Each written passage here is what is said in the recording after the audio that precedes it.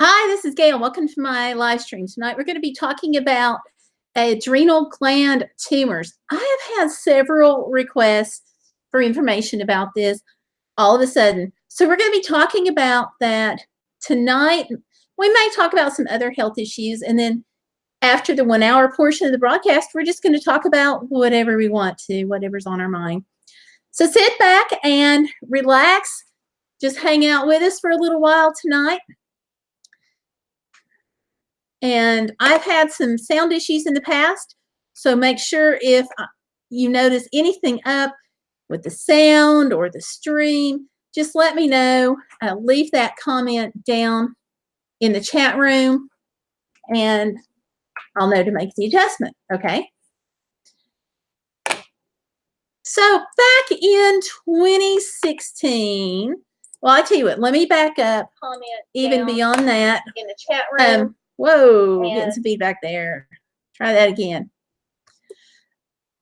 Okay, so my experience with the pheochromocytoma issue began around 2014. It may have started a little bit before then, but it was officially discovered in around early, like winter of 2014. And I'd had some issues with sweating and shaking and being unsteady.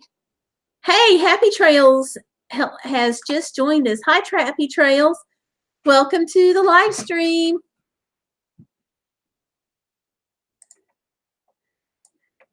So I'm going to be answering some questions tonight that I've gotten in about the adrenalectomy, but thank you so much for coming in and being a part of this.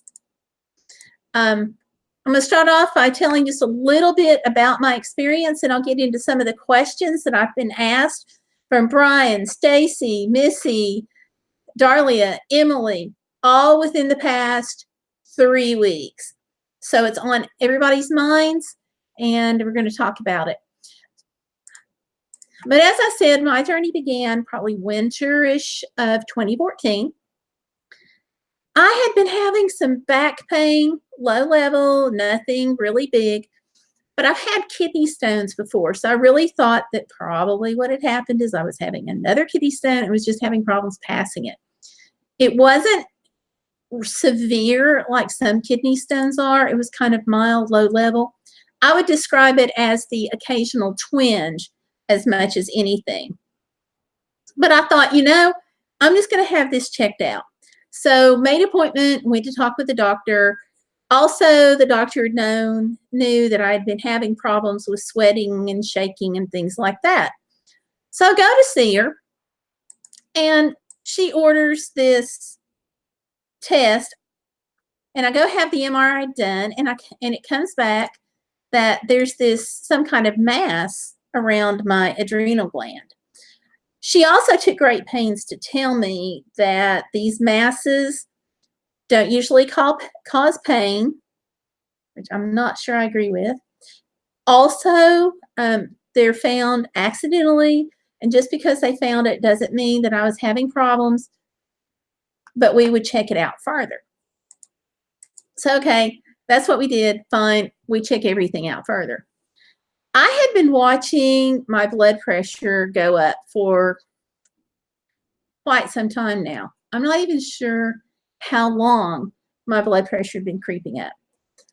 But I was on, let's see, I was on 4 different medications. One of the pills that I was taking was 2 medications in 1 pill. So yeah, total 4 medications.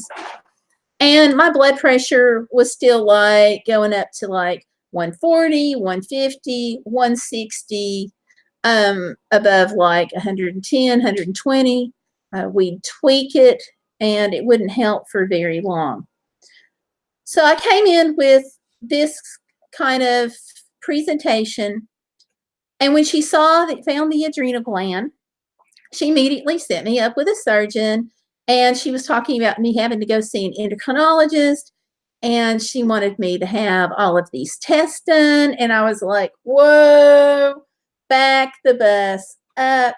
I do not like having medical tests done. I do not like having any of this stuff happening. I don't like bills that I can afford. And she was like, okay, well, let's just go ahead and we'll send you to a surgeon just in case, famous last word kind of thing. So I talked to the surgeon, talked to him a few times, and they were all like, we have to operate. We need to do it as soon as possible and all this stuff. And I was a little freaked out because I'd been having these problems for a while, and I really didn't see how it all went together.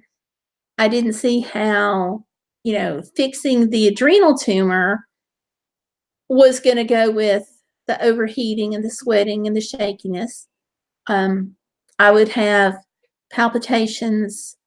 I would have some anxiety episodes in the evening, really around the same time in the evening, which was really, really strange. But I have some PTSD, so sometimes I have some anxiety anyway. So I just blamed it on that, and I could come up with one excuse after the other. But I went ahead with some dragging of my feet and some fussing. I went to the doctor. Well, the doctor was like, hey, Barut 00, welcome. Welcome in. We have been joined by Barut 00, a fabulous YouTuber, as is Happy Trails Hiking, both fabulous people. So I'm talking about the adrenal gland tonight because I've gotten several requests all of a sudden. Or within the past few weeks. And so like with the whole doctor thing, I fuss, I put it off, and really had to get them to explain it to me. So my surgeon, who turns out he's got the patience of a saint. I think all of my doctors that have ever taken care of me must have had a lot of patience because I always have a lot of questions and I'm not known to jump right into things. So he wanted to do this super expensive test, and I don't remember now what the name of it was. It was pretty specialized. It was a nuclear test. And I had a girlfriend who was she kept telling me that she didn't feel good about the test and me having it and what was going on. And she kept telling me, check your insurance. And I'm like, pfft. And she got so mad at me for that. But she eventually forgave me. It turns out she was right. I did have reason to be concerned because the insurance said, okay, this is a nuclear thing. We may or may not cover it. It's automatically going to go to a review. We're going to do this pre-certification, but that just means you actually have insurance coverage. It doesn't mean that we're actually going to pay it. And I'm like, what? So the whole idea that a pre-certification didn't mean that they were going to actually pay the bill shocked me.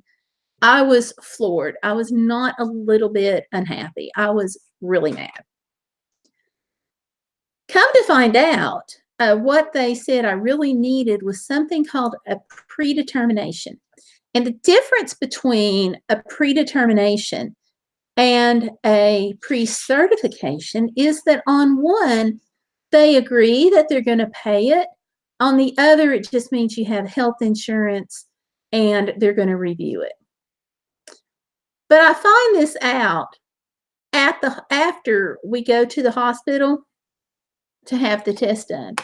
Now, like I said, the test was very specialized. Hi, Bobby Shane. Welcome. Welcome. Bobby's asking about what is an adrenalectomy. And that's where they actually remove your adrenal gland. And in my case, they had to remove it because it was also associated with a mass. And so they had to take it out. And so we're having this live stream because lately I have gotten several questions from several people about that and about the recovery period. And so I'm going to answer some of their questions, but do feel free to hang out. Okay. And Mitten Hacks has just arrived. Hi, Mitten. Welcome. So what I'm going to do is talk about the adrenal gland till about an hour, and then we'll just, after that, we'll just hang out and talk about whatever we want to. So going back to the story about finding out about the test, because all of this leads up into one of the questions from somebody named Missy, who's asking about the testing. So I get there and they're getting ready. They're going to do this nuclear test. And then I find out that of all things, hey, Zumble's Gaming Adventure, welcome. But then I find out that of all things, this test is so specialized that they mix up this nuclear concoction in Chicago, and they were going to fly it in to the hospital, to the airport near the hospital, where it was going to be put on courier, sent over by the courier from the airport to the hospital, which is where I was going to be injected. And all of this happened on that morning. And so what happened was there was no real prep work, just NPO, I think. But what happened was we got there that morning and we're waiting and we're waiting and we're waiting. And my girlfriend has been saying, I don't feel good about this, check with your insurance. And I'm like, oh, it's okay. When we got there that morning, we found out that the planes were grounded. There had been a snowstorm in Chicago and the plane couldn't make it out and they wanted to reschedule me. So I said, okay, I'm going to take this as a sign. That's when I got back with the insurance company and found out the difference about the pre-certification versus the predetermination. But that actually wound up being like the biggest favor that anybody has done, because I found out that this test, without insurance, the approximate cost of this test was around $10K. And I just about died. So the whole idea that I was going to have a test that was like potentially $10K and could be after insurance anywhere between $7,500 to $10K. That whole idea that there's a test out there that's that kind of money just seemed absurd to me. But what was even made me more frustrated was the idea that that test might not be covered under my insurance. And I was like, holy cow, I cannot do this. I got online and did some checking and posted on Facebook, and I asked, hey, does anybody know somebody who's got this thing? And the whole long term for what they thought I had at the time was pheochromocytoma.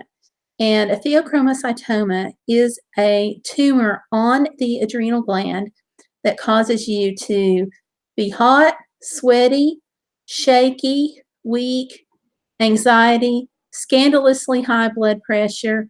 Like I said, at one point I was on 4 different medications and still getting blood pressures, 160 over 110 and so forth. So they actually ultimately wound up adding a medication at some point. So I was on 5 medications. By this time, my blood pressure was reaching like 180 over 120 with the 5th medication added.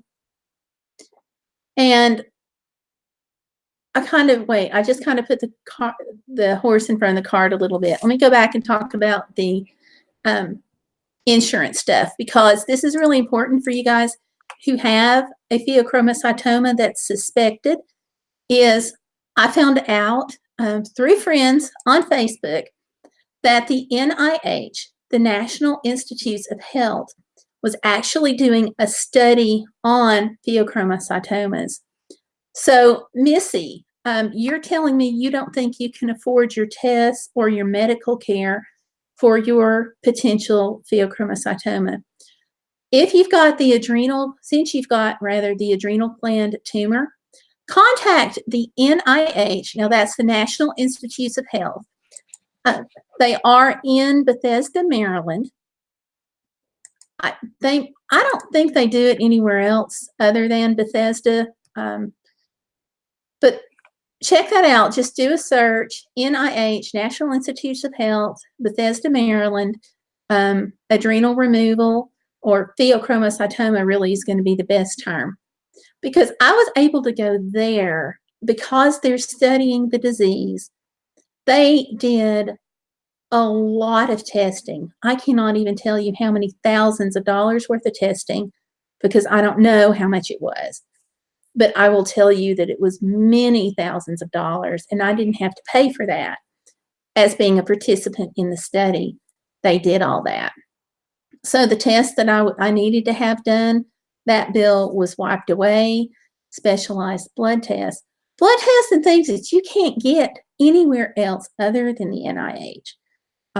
I was able to have done without worrying about the cost, which was a huge, huge thing because throughout all this process, I'm getting sicker, and I just don't realize like how much sicker I'm getting. Happy Trails Hiking says, great that you could find a study that could help out. I was so blessed. Now, it was a little frustrating because you had to go and I had to be there for 10 days. But they have a lodge. Now, I did have a problem. I've got a whole video about being at the NIH when they refused my service dog, which happened several times. So I was actually, by the time I actually filmed it, I was like routine almost. So I'm really calm in that video, but like the first time I fell apart. And that was not a good situation at the lodge. But it is the SAFRA, SAFRA Family Lodge. So if you don't have a service dog, I would recommend checking into that. If you're accepted into the study, your research assistant will set all that up for you. And so there's no charge to stay at the SAFRA Family Lodge, and it's right there on the NIH property. So not only are you don't have to worry about paying for those medical tests, but you also don't have to worry about paying for a hotel bill. In our case, there was like no way we could afford Bethesda, Maryland, Washington, D.C. prices during the week for 9 days in a hotel. I don't know what your budget is, but with my budget, that ain't happening before or since. And I see that we have been joined by H-Top Music. Hey, welcome. Good to see you too. We have got some great people on this live stream in the chat. Jay Thornton 64 is in also. Hi and welcome. So Missy, I hope that will help alleviate some of your angst about can't afford testing. Now I know the next question is going to be about the cost of transportation of getting to Maryland. And on that, I do not have a good answer for you. I have heard that the NIH helps with some testing expenses. That was not with some travel and transportation expenses. That was not something that I necessarily was really worried about because we had gas money to get to DC, Maryland, which is on the edge of DC. So I wasn't terribly worried about that. And there were grocery stores. Actually, as far as groceries, honestly, there's some grocery stores up there that will deliver. It's a problem getting in and off of the campus, but if you call the grocery store, you can talk to them in a Safeway, and they can make arrangements to just bring the food to you. So you don't even have to go out, which is really nice. And there are some restaurants, some like Chinese, and I think there's some sandwich places and pizza and stuff that will also deliver if you just want something like that. But they do have the lodge there, and so that way, that really cuts down your expense. The other thing is it keeps a family member close to you. Now, I only needed one family member plus the dog, so I'm not sure if they allow like your whole family or not. If you have a child, there's a separate lodge for children, okay? So children, it gets a little different as far as parents and family. The only thing I know to tell you is just look that up and check with them about the requirements Your doctor does have to fill out and apply for you to be able to go, because they have to screen you and make sure that you're going to fit in with the study. And then if they feel like you do have a pheochromocytoma, they may allow you the opportunity to have surgery there at the NIH, also covered, but that's between you and them. So, check that out. That's not going to help you, Missy, with all of the tests, but maybe it'll help you with at least some of them. But call them, give them a check, okay? See what they say. And talk to your doctor also. Now, let's see. That was Missy. Can't afford tests. Okay. Elizabeth, that probably rolled your question into that also. Okay. Another question that was from Missy is, how much did my insurance cover? Missy, my insurance wound up covering of the procedure itself, other than the deductible, it wound up covering about 80%. But that's something that is so based on the kind of insurance that you have. I mean, you have your deductible, you've got your co-payments at the doctor's office, things like that. So my experience may be vastly different, and your experience may be different from another person's. All I can suggest on that is go ahead and talk to your insurance company when you talk to your doctor, because your doctor may have some folks on there that can help you understand whatever it is that the insurance company tells you. That's how they told me that there was a difference between pre-certification and predetermination. So definitely check with them. Okay, Stacy and is it Darlia? Two of you guys submitted questions, asked me the same thing by email this past week, which is just completely random that all of you guys are hitting within this about 2-week period. But both of you guys are asking what the recovery is like. Well, I got to tell you, I've had the adrenal gland removed. I've had C-sections. I've had major back surgery. I've had gallbladder removed, things like that. And I would say, other than the gallbladder, this was probably the easiest recovery that I've had as far as the initial surgery goes. But what happened, and my body reacted well enough that I didn't have, some people have to have steroids for a while afterwards, and I didn't have that. But what I did have happen is I have asthma that's pretty severe, and it likes to rear its ugly head sometimes, and that I just have to go with it. So right after surgery, I got to come home the next day, and then the day after that, my temperature spiked. It went up to almost 104, and I was having trouble breathing, and it was just not doing my breathing treatments often enough, and it let my lungs get a little bit sort of clogged, I guess you could say. And so when I started doing the breathing treatments more and started really pushing fluids, and I wanted cold fluids, I got to say, then my temperature was back down to normal by about Monday or Tuesday. As far as like lifting things and whatnot, I was under a restriction. I don't remember, like maybe 10 pounds, I'm thinking was the restriction. Otherwise, after, let's see, they tell you 2 weeks. They told me not to drive for 2 weeks. But yeah, I was good to go. One problem that I did have, and I think it was just during kind of an adjustment thing, was I would get really, really tired. I just like dead tired. And then it'd pick back up. And then it'd get really tired and it'd pick back up. So I did go through that for a little while, but otherwise all was good. Okay. I would say that I started noticing other really positive, great results in just, oh gosh, pretty much immediately, because by the time I went back to my doctor, my blood pressure had just plummeted. It was down to like almost the normal levels. So where I was on 5 medications, and ultimately, like right before having the surgery, within like literally that morning of, or the day before, then my blood pressure went from 180 over 126, I think it was, or around that.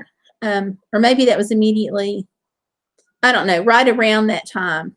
Then right after that, that's when I was on 5 medications. And then right after that, it started coming down. So I'm still on some blood pressure medications just because that's just my body. But where I was on 5, I am now on 2. And both of those dosages have been cut in half. There is a possibility, actually, that I may come off of one of those, which will be great.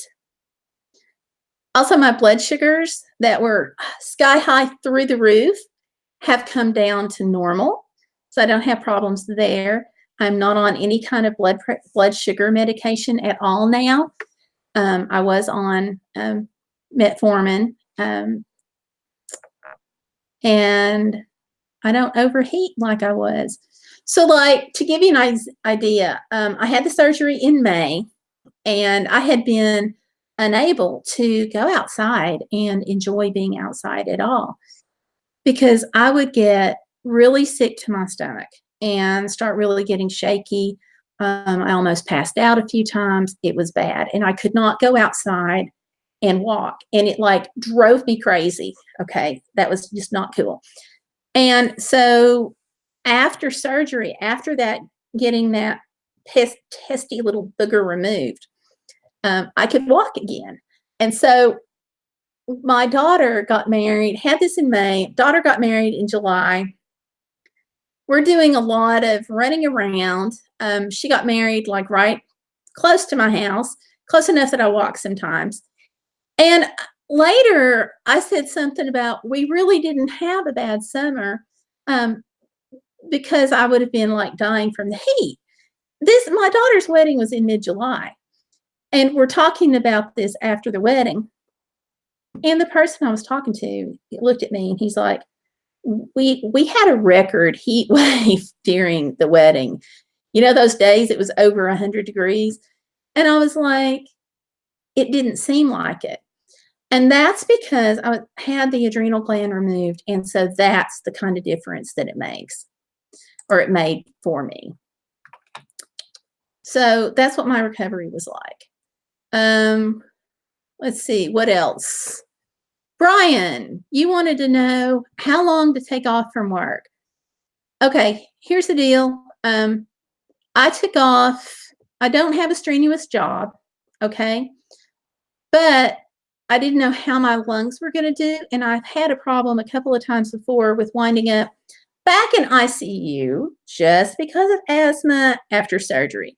So I maybe was like super conservative on this. They told me to not drive for 2 weeks. And so that takes care of taking off 2 weeks from work right there, because you can't drive, you can't get back and forth to and from work. Then I went ahead, because of previous experience with my lungs, then I went ahead and I took off another 4 weeks just in case.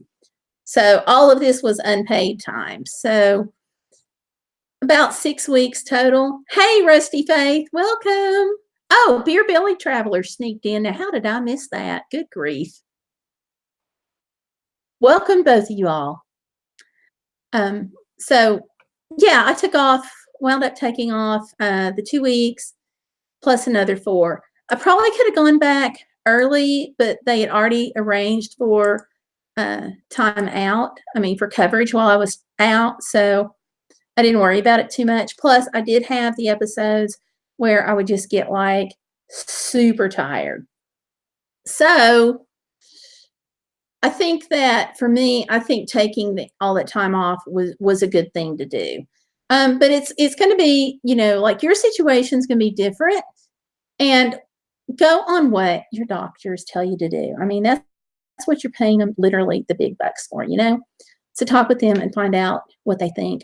Talk to your supervisor.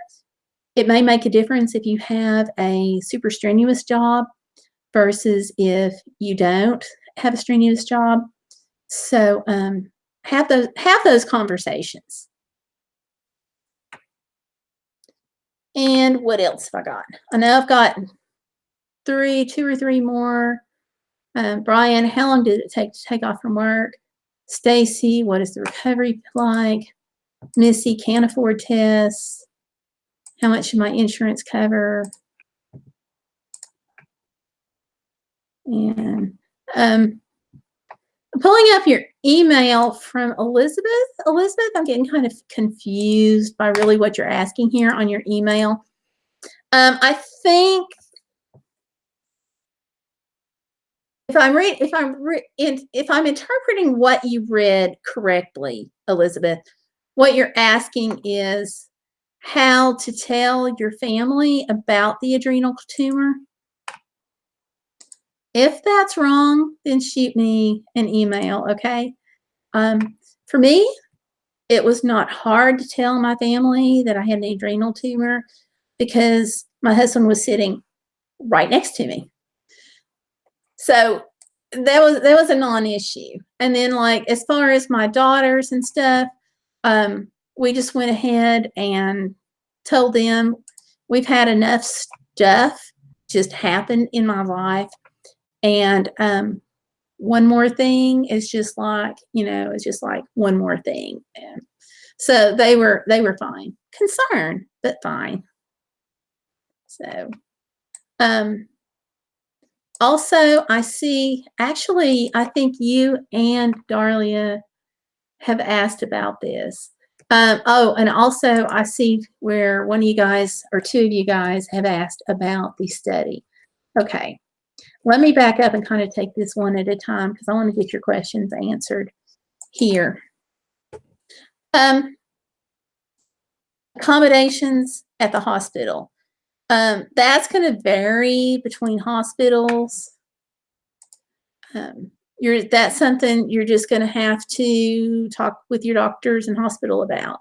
If you go to Maryland and you get in that study, they have the lodging at the NIH. Like I said, the Safra Lodge. We had one person with us. If you are a child, the rules are different, and they actually have a separate, like a children's lodge just for that. As far as your hospital accommodations, I really don't know for sure what you're asking about that term. Some hospitals have semi-private rooms. Some hospitals have private. It's a matter of what your insurance will or won't cover. I was just in just a regular hospital room. So for me, it was like just the regular, my insurance covered for a private room. And it had just your regular, the bed, the table, and there was a chair over there for my husband to sit down on. The one redeeming thing about the hospital that I just about absolutely cannot live without, they had, and that is Wi-Fi. So they had that. So there you go.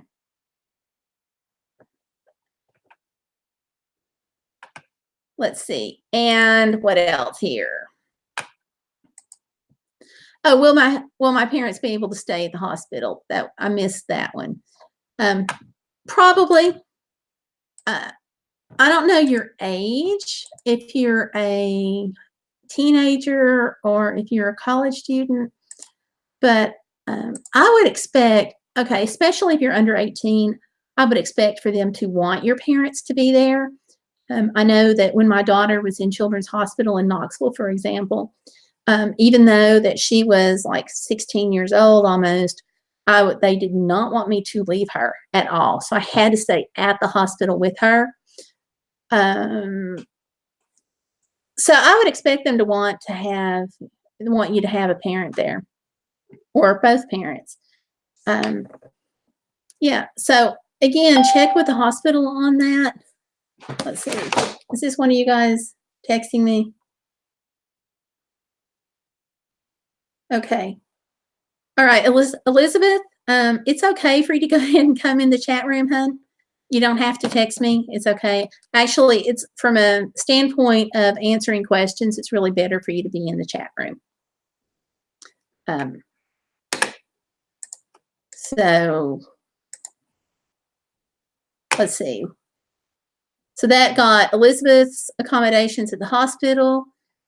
How much should my insurance cover? What's recovery like? How long to take off from work? Oh, college. I see that. Okay. Elizabeth, you're asking about college. I would treat college the same way that I treated work as far as having the surgery, because that's your job. Okay. Your job as a student is to go to school and do well. So I would treat that exactly the same way as I would a job. I would talk to my doctor, find out what he or she thinks. But then as far as, and you're going to have, or at least I had restrictions on carrying things, which can be a big challenge for backpacks and stuff. So I would be prepared to be probably extra tired for a little while and have problems carrying the backpack. So with all that considered, I would probably talk to my advisors and see about maybe some online classes if I went. Okay. I might still try to go if I didn't have to take like a 15-hour brain numbing, brain killing course load. So yeah, I would do it like that. And now this is all assuming, I got to tell you, my adrenal gland was not the pheochromocytoma. So if you actually have a pheo, then your body may react differently, okay?